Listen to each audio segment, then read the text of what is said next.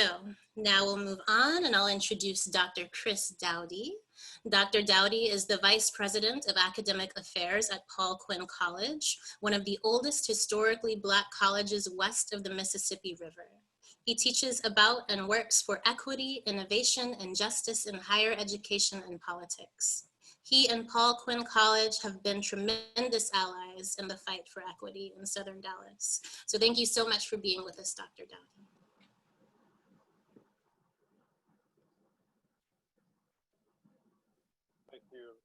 Thank you, Fatima, for that reading, and thank you, Jim, Evelyn, and Jennifer, everybody who is instrumental in supporting and in helping to drive the work at the SSR. It was a little tough to hear me. Hear me okay? Do I need to yell a little bit? Let's try this way. Hear me better now? Yeah. Yeah? All right, we'll try it that way. I got my kids running in the background. I apologize for nothing, so we'll see how this goes, if we can keep it out of the bedroom or not. But I want to say sincere thanks to all those folks, and especially to Ms. Jackson, and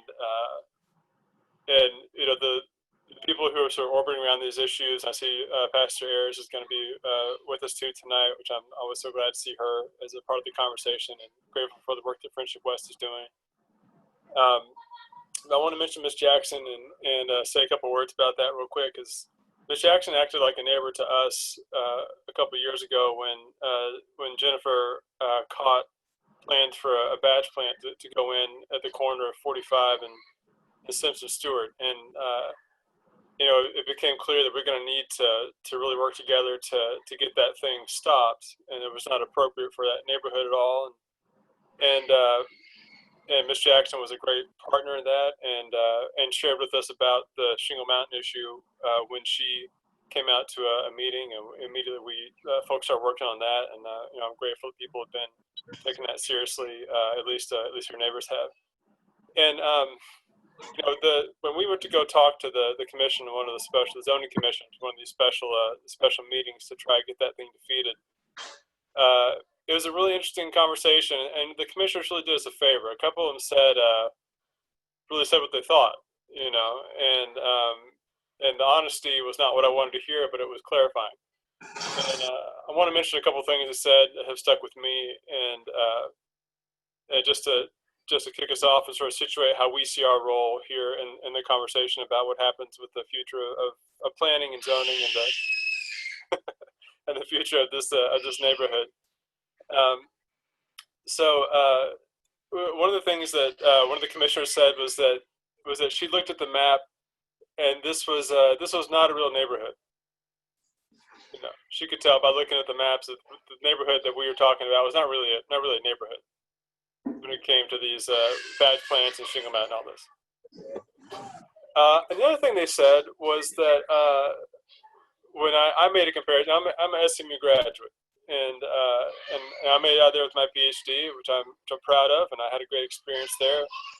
And I asked, you know, do you guys think it would make sense to put something like this on Mockingbird Lane across from SMU, because you're putting it down Simpson Stewart across from Paul Quinn? And I'm just trying to figure out the difference between these two institutions. Like, what's the defining difference that really makes it okay down here? And one of the commissioners shared with us that she thought my analogy was just wrong. Just different. I shared that with the students in chapel a couple weeks later after that, and when I said, what do you guys think the difference is? And from the front row, one of the students said, melanin, which I think is probably right. So, you know, what I want to share with you guys, the reason I wanted to share those stories with you is those really stuck with me. Is how blatant, how out front the disregard for the lives and the livelihoods and the plans and homes and the things that are special to the folks in our neighborhood are to people who benefit from the status quo. And it doesn't even mean they're bad people. They're just part of a system that's wicked. That's who they are. And we have to make choices about how we address the structures of that system and figure out how we push back against it. I look back at the part of our role at the college is to try and preserve explain past knowledge. So I look at the Kessler Plan from 1911. I look at the Ulrich Plan from 1927. I look at the Bartholomew Plan from 1943. And in those plans, they never fail to mention Black communities and Latino communities and mosquitoes in the same breath, right?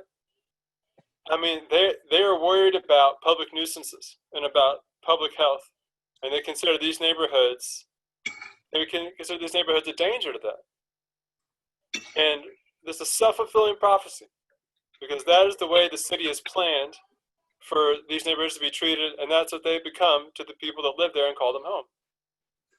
So, as a college, what's our role? What can we do? Well, part of our job is to make sure knowledge is passed on. So we do our best to preserve the truth about who we are and where we come from. And we're proud to be associated with the reports and the studies that are part of this conversation, and with advocating for what is right and what's fair in this context. And it's not for us to decide all the policy solutions that are the best for everyone, but we want to be really clear about what the impacts are of the choices we make. And I'm delighted that Evelyn was able to be part of our faculty this spring and coach our students and work with our students to develop a report that looked at the planned imbalance in the pollution burden in our city, where even before you get to violation, you kind of look at the map and you can trace the link between who's Black, who's brown, and who gets sick because of the air quality. By law, not even by violation. And what we owe to ourselves, I think, as neighbors, is to understand that a neighborhood is anywhere people figure out how to take care of each other. That's what it is. And we know what the city has looked like in the past, and we have a choice when we look at the planning process, when we look at the way the future can look.